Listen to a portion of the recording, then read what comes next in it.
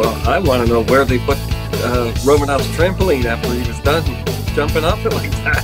Man, did he ever leave his feet? Yes, I want hitting, I want checking, I want physicality, I want contact. In fact, I want more of it. It can't change from game to game.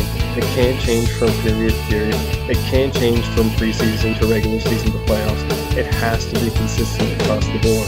I love the game. That's why I care about a state. You can't have it both ways. We always try and have it both ways.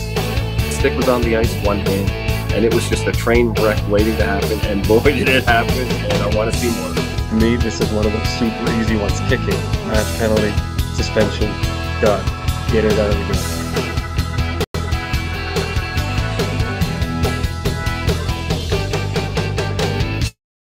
game. Welcome to Tough Call Podcast, Season 5, Episode 5, covering the week of October 24th to 30th, 2023.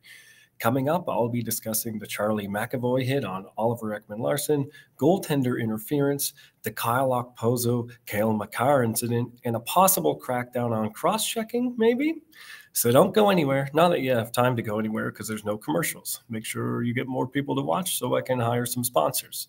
As always, if you want a more in-depth breakdown of any of the incidents I talk about here, and for even more hits and questionable calls, check out the Tough Call YouTube channel proper. Go to Tough Call on YouTube and subscribe right now. Then come back and watch the rest of this episode. And while you're here at the Heavy Hockey Network, you might as well subscribe to this channel as well. That way you won't miss any of my other episodes, and you can check out our other podcasts like Oilers Live Podcast and Fantasy Hockey Hacks Podcast, which are both friends of the Edmonton Sports Talk Network. We've also got the 99 Forever podcast, Paddle Down podcast, lots of content. And make sure to go to www.heavyhockey.com and check out all the articles from all of our great writers at Heavy Hockey. And with that, let's get into our first segment, which is the weekly total fines and suspensions, or WTFs. All right, so between October 24th and 30th, the NHL's Department of Player Safety issued 0 fines and just 2 suspensions. Over that same time period, Tough Call would have issued 1 fine and 5 suspensions. And as always, we'll start with the ones we agree on. The first one is Connor Clifton, 2 games for an illegal check to the head issued by the NHL. And here's the play. It's just a poor angle of approach that creates this contact, as well as a slight rise upward into contact. The player's coming to the blue line, and Clifton is going across the body, and you can see he's standing quite tall and gets that shoulder right up into the head. Boom, as he's going by, because he's going to miss completely, right? He takes a bad angle, which is going to take him across the body, and he's going to miss completely. So he needs to just reach out with that shoulder, boom, and pop him in the head. It's completely avoidable. He's got body-to-body contact available, core-to-core, and he doesn't do enough to try and go through it. Now, having said that, he is just trying to make a hockey play. It's not that bad. But to me, where he ignores the puck and all that, that pushes it into a non-hockey play, which is why I would give him 3 games instead of the 2. But ultimately, I'd say we agree on this one. The next one is Charlie McAvoy. He is suspended 4 games for an illegal check to the head. Let me load it up here on Oliver Ekman-Larsson. And I got to say, I completely agree with this as well. Just a completely reckless play. The distance traveled is what gets me too. Like, there's just so much he could have done differently here. He goes across the whole zone, and again, you can see he does not go through the shoulder, and he's standing very, very tall on contact. He's already a little bit tall here, but you could see how he could still go shoulder to shoulder, but he rises up and lifts that shoulder, shrugs the shoulder up through contact, right through the head, right there. Boom. See how he lifts it up? Like, there's just so many ways he could have avoided that, could have done better. We have to ask him to do better. The NHL actually gave him quite a stiff punishment of 4 games. I would give him 5 games. But again, that's neither here nor there. It's just close enough that we agree, and I'm very excited that they are starting to follow through on some of these larger punishments. Now, a couple that they missed, I don't see how you can avoid some of these ones when, like I said, you're just showing signs of cracking down on head contact, and then you see a hit like this Brady Tkachuk one. and you're going to say, no, I'm not going to even give it a penalty, let alone a punishment. This is completely avoidable head contact. It's a charge. He covers a lot of distance, gets a lot of speed, and he raises his head needlessly, or raises his hand, needlessly into the head. And it results in, of course, a retaliation and then a fight. And look at the distance traveled, and then there's no effort to go through the core here. He just takes two hands and basically punches his opponent in the head with his stick up in his palms. Like, there is no effort at all at a legal body check there. So how do you go and suspend someone like McAvoy 4 games, and you're even going to crack down on Connor Clifton for 2 games? You know, there's boom, boom, back to back. You're trying to set the tone and say, look, we mean business.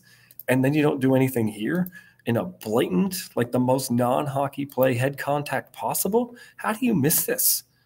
I just don't get it. And then there's another one here, a cross-check to the head. And we talk a lot about cross-checking, and especially cross-checks to the head. How do you not punish this? This wasn't even a penalty in game, which is what gets me. To go out of your way to hit an opponent who's down and vulnerable. What is even happening here? You see this cross-check and it's high into the head. Like, you don't have to give him like 12 games or anything. I would give him 6 just because of the extreme avoidability. And any cross-check to the head to me is a play that has nothing to do with hockey, especially one that's this far removed from the actual play. The puck is long gone. 4 other players have already touched this puck before this cross-check happens. That's why I'm giving it 6 games, not necessarily because of the force. So in a league that is going to give $5,000 fines for people slashing wrists, how is this at least not a fine in their book? Why are we letting this constant, avoidable, needless head contact go over and over again in situations where we're also trying to show that we're going to crack down on it by giving 2 suspensions to players who are trying to make body checks at the very least? You know, at least it's something resembling hockey. And then you have cross checks to the head, you have double hand punches to the head, and nothing. Where's the consistency in that? And another situation involving roughing, I would give Marcus Foligno 6 games for this sucker punch to Vinny Desharnais. I know it's not much, but it happens all the time. There's a scrum around the net, everyone's piling in, and Foligno just keeps punching and punching. And this is where it gets me. He bare fists. He drops his glove, double pumps, and then pops Desharnais in a spot where he knows he can't protect himself. The net is between these 2 players, and he's going to go ahead and drop his glove and sucker him, and he's going to double pump and make sure he picks his moment to actually hit him. Desharnais is powerless to defend himself. He can't reach far enough because of the net to grab his arm and protect him. He's just trying to block here. It's self-preservation, and Foligno sees that he's vulnerable, and he pops him anyway. That is gutless. That's 6 games for me, for sure. You cannot be that gutless and get away with it. Again, needless headshots that they're not cracking down on when they have every opportunity to do so. And the last one, I would fine Oliver Ekman-Larsson $5,000 for this dangerous trip to David Pastrnak. And this was a pretty chippy game. It was pretty physical. But to me, this one here, I know it's incidental in front of the net. He's just trying to get out and block a shot. He doesn't have a stick, and he slide tackles Pastrnak from behind. And to me, like, what's the difference between this and a slew foot? It's a slide, it's a takedown, and it's a slam. I wouldn't suspend him because I do see that it is a little different. He is at least trying to make some sort of hockey play, but you can't just slide through the back of an opponent like that. Like, you have to realize that this is going to result in pretty dangerous contact for that player, that he's going to slam his head on the ice. I just want to try and take one more look at it close up here. Like, he's basically just sliding recklessly, trying to get in front of the puck, but he's diving at a player's feet and the player's not even facing him. So to me, like, there's a lot of dangerous things that happen at a game that you want to really crack down on, and I do consistently. But this is enough danger that you want to make sure that it's recognized that, hey, you got to be more aware. You have to be a little more careful.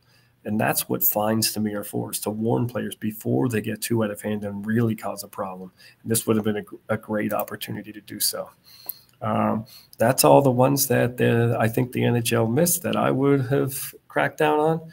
So with that, we'll move into our next segment, which is Incident of the Week.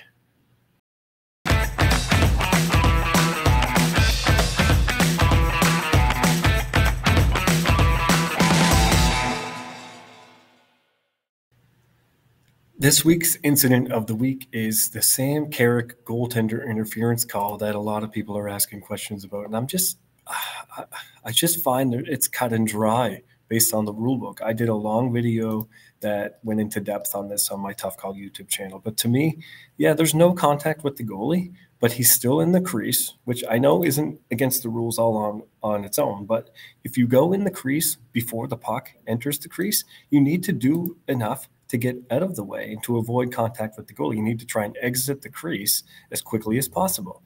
And he doesn't just not exit the crease. He stands in, digs in, and shoves the defender backwards. Now, again, there's a little question mark about, does the defender do enough? Does that push on the defender impede the goalie enough? This to me isn't a case of anything to do with actually physically contacting the goalie. It has everything to do with taking away the space available to the goalie to do his job, and to be standing in the crease and doing nothing to make sure that you avoid contact. It doesn't necessarily matter if you make contact. It's just you have to still do things to avoid contact. And he's doing absolutely nothing to avoid the contact. So to me, this was a great call. The official called it off immediately. It wasn't any question in his mind.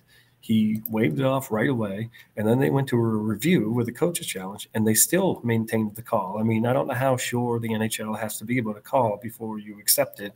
I know they do make mistakes, but in this case, everybody was right from the get-go, and they stuck to their guns, and they made the right call. Now for the clean check of the week, this comes from Matthias Ekholm. And it's just a nice physical play behind the net. There's nothing overly spectacular about it, but it's just good, hard, clean physical contact. Not everything has to be massive and high speed and high tempo, although we'd like to see that. But this is just a strong player making a strong play on an opponent and just basically throwing him to the ice. Just pure power, pure technique, pure form. Good physical hockey. Love to see it.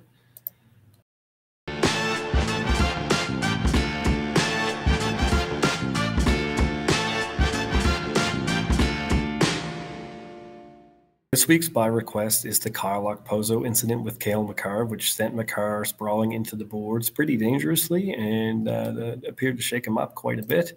But to me, there is just not enough evidence to convict on Okposo here. I did a very in-depth video on this, but here's a look at the clip. Two players. Makar's going for the puck. Okposo's giving chase. They're going towards the end boards. There's really no arm extension here at all. It's just exceptionally difficult to figure out how much force, how much effect he had on Makar here. And I know it's obvious that he does push some, and he attacks the hips for a reason. Players do this on purpose because they know very well that it causes a player to be not as strong on their feet. So you know that you're going to create a situation where this player isn't able to control themselves very well, which is the whole point of doing it.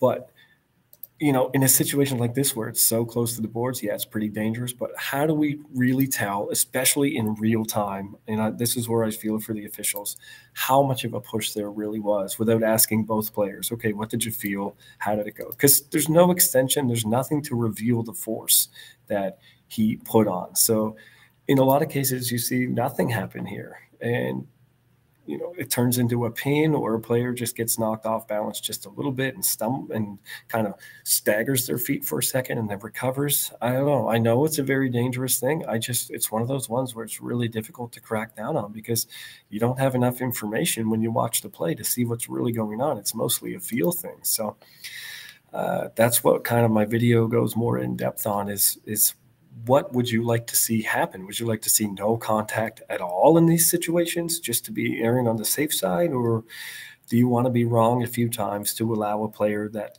at least the tiniest little push?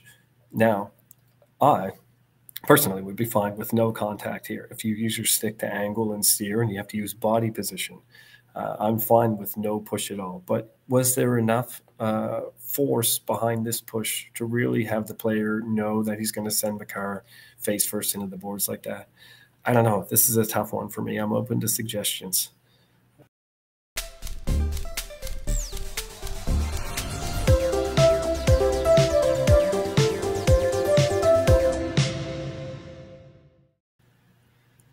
Couple of things to talk about on Here's the Thing. I'm going to do a follow-up from a couple episodes ago.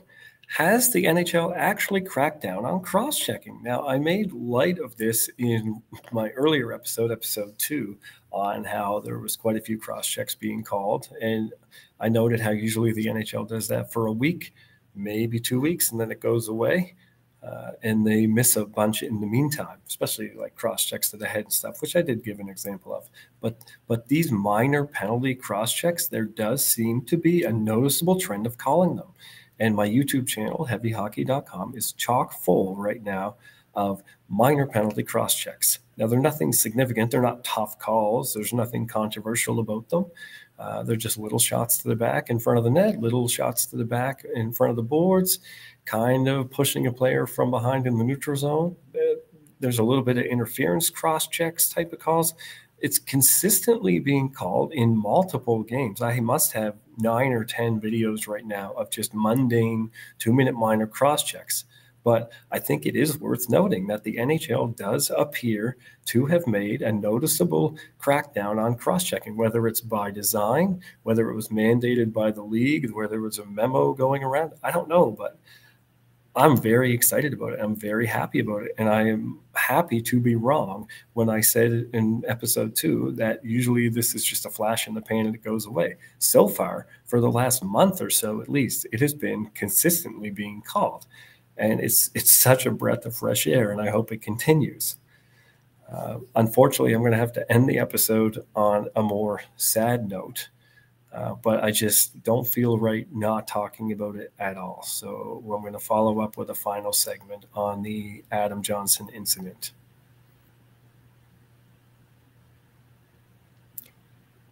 As we now know, on October 28th, Adam Johnson, hockey player, has passed away from an on-ice incident involving a skate to the neck. Just an awful, awful tragedy. I have, unfortunately, seen the video. I will not post it. I will not post that video anywhere. I will not show it here. I will not show it on my YouTube channel. There's a lot of places where you can find it. I didn't go out of my way to find it, but of course, with what I do, it's inevitable. People send me things and they ask me questions about dangerous or questionable incidents, and this is one that unfortunately people are talking about. I have been dragged reluctantly into this conversation.